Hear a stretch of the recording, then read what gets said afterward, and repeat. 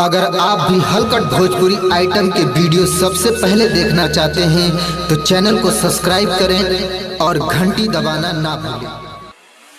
होली है रंग डाले देवरा भातार सखी रे अब क्या करी। होली है सखी रे अब क्या करी।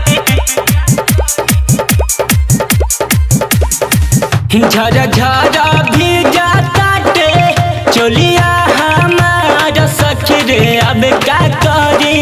झरा झरा भीजा काटे चोलिया हमारा सखी रे अब क्या करी। संगे डाले देवरा भातार सखी रे अब क्या करी।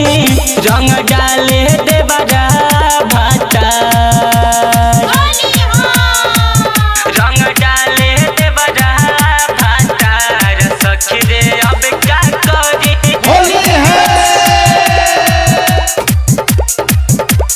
सखी रे अब क्या करी।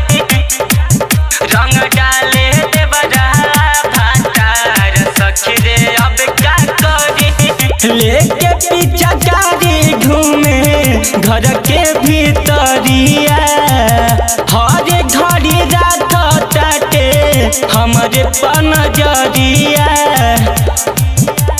ए सखी सुना ना लेके पीछा गाड़ी घूमे घर के भीतरिया हर घड़ी रात ताटे हमारे पनजरिया। देहिया छोड़ी के मुआना ढारेला का पार सखी रे अब क्या करी।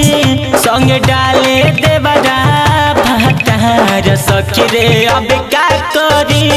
रंग डाले देवरा भातार रंग डाले देवरा भातार सखी रे अब क्या करी। होली है सखी रे अब क्या करी।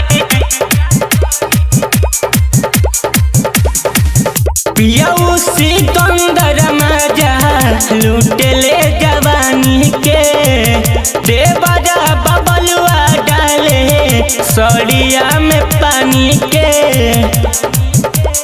आय हाय हाय हाय राजा जी सिकंदर मजा लूटले जवानी के देवरा दिलीप डाले सड़िया में पानी के।